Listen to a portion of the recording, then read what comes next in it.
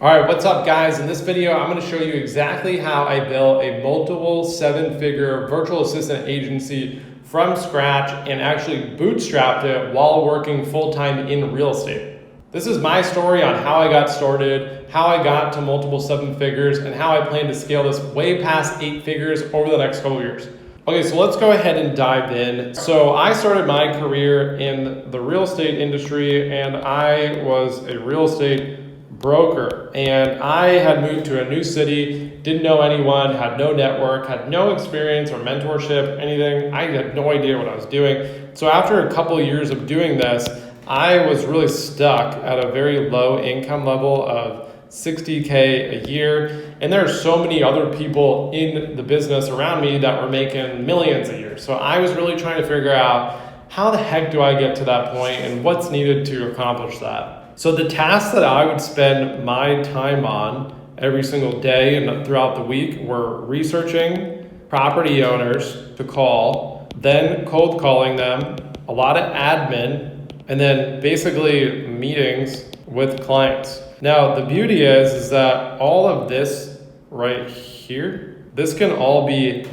outsourced. So this is outsourceable. This right here is something that I cannot outsource. So this always has to be me, or you can build a team later on, but let's face it, when I'm young and inexperienced, am I gonna build a team? No, because I don't even know how to meet with the freaking clients myself yet. So what I did was I went and spoke to a friend who was a lot further ahead than I was, more successful than I was, and I was like, what do? I can't afford to hire anyone. I'm stuck doing this all the time. This right here was taking up 90+% of my time every week, and I just couldn't get enough work done to really make any more money. So he was like, go and hire a virtual assistant. And at the time I was like, what the heck is a virtual assistant? He explained to me how he had been hiring people in the Philippines for a long time and they were really excellent, spoke good English, etc. My first thought was, that sounds like complete BS and I don't think that's gonna work. He convinced me that I was wrong, so I decided to go give it a shot. He didn't really give me much direction on really anything at all other than just planting the seed in my head. So I went online and did some research and I found this website here called onlinejobs.ph where you can go and hire Filipino VAs. And this is a very well-known website. If you've hired VAs before, you know what it is. And they have a couple of cheap plans. I think the first one's like 47 bucks a month. And then the one I signed up for was unlimited job posting for 97 bucks a month. It allows you to post some jobs on the job board and go and interview people and go and find your VA. The main challenge I had with this website was that like 95% of the candidates just straight up sucked. Like they were shotgunning approach their resumes to every single job that was posted. So they would show up to the interviews, and if they showed up at all, to be honest, they would show up to the interviews and they wouldn't know what the job was, they wouldn't know what the salary was, and it ended up just being a lot of just wasted effort in screening people. So you waste a ton of time screening everyone. But long story short, I ended up hiring a VA named Emmanuel. That's his actual name too, and I don't know how I remember that. But I hired Emmanuel for 700 bucks a month. And I was like, okay, I don't know how this is gonna work, but Emmanuel basically doesn't have an accent. So I'm pretty confident I can put him on the phone to talk to people. And he seems halfway decent. So I think I'm gonna take Emmanuel and have him do all of this stuff right here, because I hate that stuff. But the first thing that I had Emmanuel start doing was cold calling. So I stuck Emmanuel on a software called the Mojo dialer. This is specifically for real estate. Now, when I was cold calling myself previously, if I was really aggressive, I would call 100 to 150 people a day because I had to dial 3 to 20 phone numbers per person in order to reach them, because that was the data that I had. So you can see like how these numbers can be pretty exhausting. And that was basically how I would eat and find clients. So with the Mojo dialer, Emmanuel immediately shot up to 500 to 600 a day, which was pretty great because we 5x'd the output right there. just from sticking him on an auto dialer. Because this right here, it dials 3 numbers at once, and whoever answers, that's who you get connected to. So immediately I saw the value. I was like, holy shit, I don't need to go cold call all day, which is exhausting. And we can get 5x the amount done, and I'm paying this dude like $700 a month.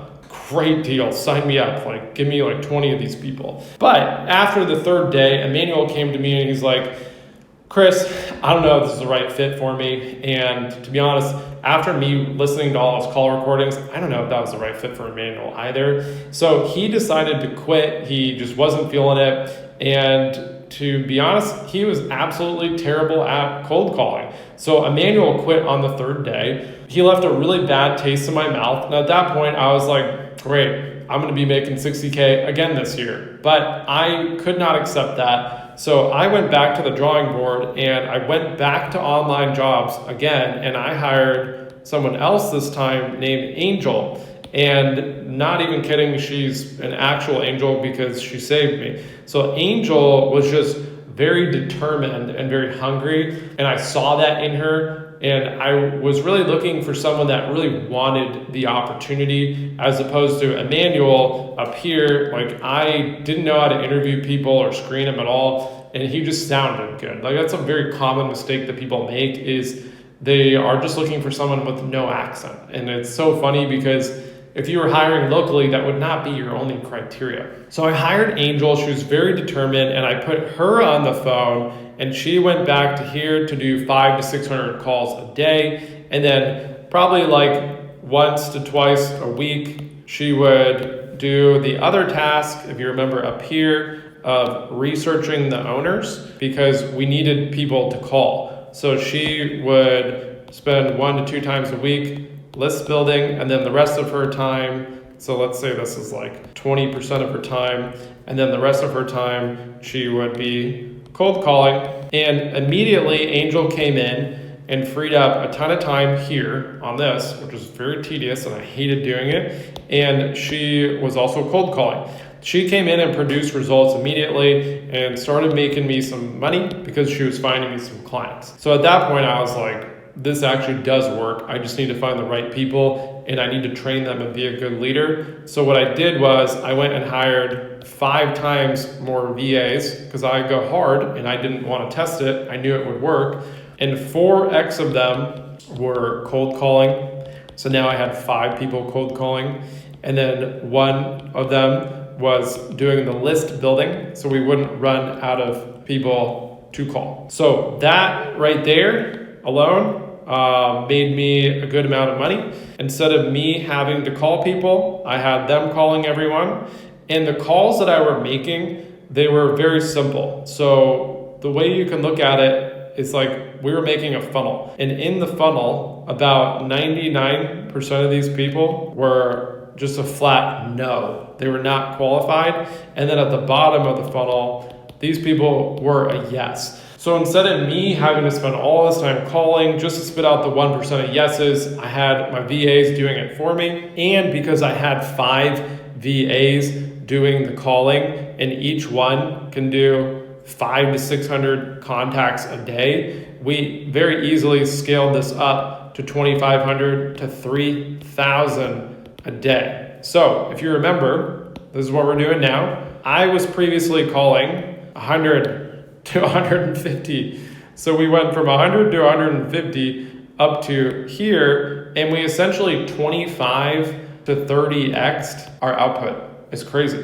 And as a result, I ended up going from my 60K all the way up to 880K. And I still remember the exact number because it was the most money I'd ever made in my life in a year. And this was about 1.5 years it took me to perfect the system and get enough experience to really make this work. So that was essentially how I got started. I ended up hiring some other people to do some admin work down the road. But this right here really opened my eyes, because if I couldn't hire the VAs, I would have just taken a long time to be able to hire anyone in general. And also what was amazing was that the 6 VAs that I had right here cost about the same as one person that I was gonna hire in California who probably would have been like mediocre at best. So how does this translate into me starting a VA business? Well, let me tell you. So a number of years later, the interest rates were risen by the Federal Reserve, and as a result, the market went down, at least in transaction volume, like 50%.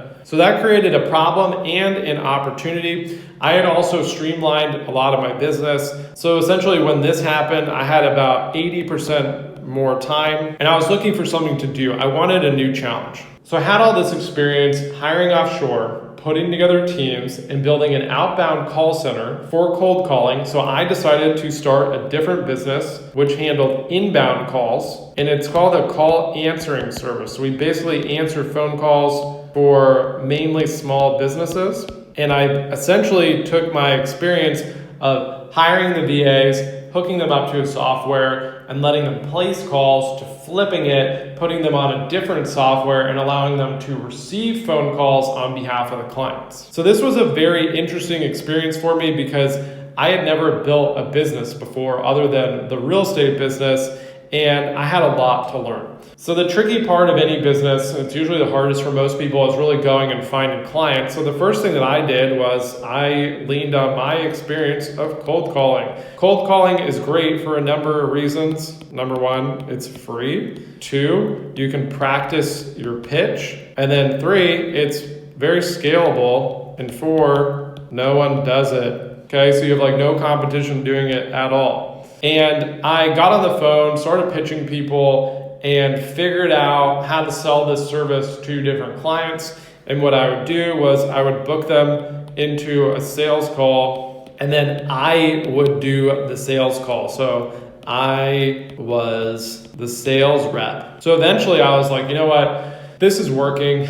I'm making some money. I've built a little team and I keep hiring VAs to answer the phone. I eventually hired an operations manager to oversee everybody so I didn't have to be the manager of the team. And I needed a way to scale this and I didn't really know what else to do, but I had heard about cold email and I signed up for this service called Instantly, which allows you to essentially send out a ton of cold emails. So I scaled up this process to 50,000 cold emails a day. So I got a lot of email domains, I warmed them up. So I built up a lot of huge lists, primarily in the home services industry, and started emailing people. The tricky part here is that people would respond, and although I would send them a calendar link on Calendly to book a call with me, some people wouldn't do it. So the time suck here was really the appointment setting, which I quickly realized, and I hired someone in Argentina to basically take over the appointment setting for me.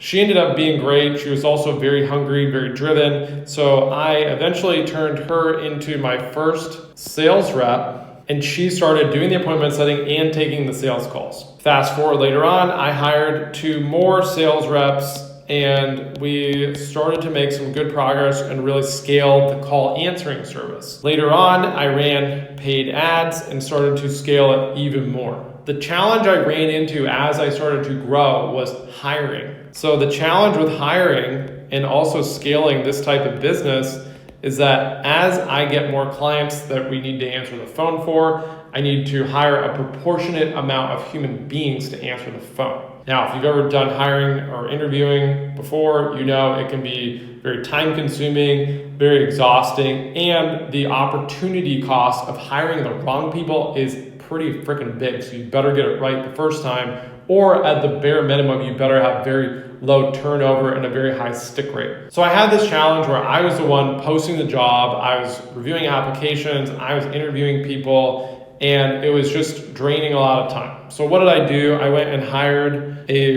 recruiter to do all the screening and interviews for me and basically go and find me more what I call receptionists to answer the phone. So by doing that, I was able to delegate all of the hiring of my business, and I could go fully focus on marketing and training my sales team and just dumping clients into the business and not having to worry about scaling the team on the back end. So how did this turn into an actual virtual assistant service and not just call answering? Well, I decided to go start posting content on TikTok, and I started posting content about call answering at first, and guess what? No one gave any shits at all, and I was really struggling to get any views. So I started talking about VAs, and my views went up and people were engaging, they were liking, they were commenting.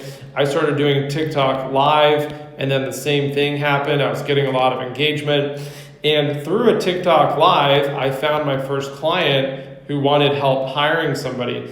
And at the time, I didn't have a hiring or recruitment service at all. But I did have this person that I hired to do my own recruiting. So I was basically like, you know what, client, you can just work with my VA because we're not very busy and we don't need to hire people in this exact moment. So I charged him only $500. So he got like the best deal ever. And from there, I realized, hey, maybe I'm onto something. Maybe I can add this as a service to what I'm doing. So I kept doing TikTok lives, and I would get like 3 to 5 clients a month just from posting content and from doing TikTok lives. I very quickly bumped that fee to about $1,500. So I was making, a little bit of extra cash, $4,500 to $7,500 a month, and I was only paying one VA recruiter like $1,000 to do all the interviewing. So pretty good little extra chunk of change.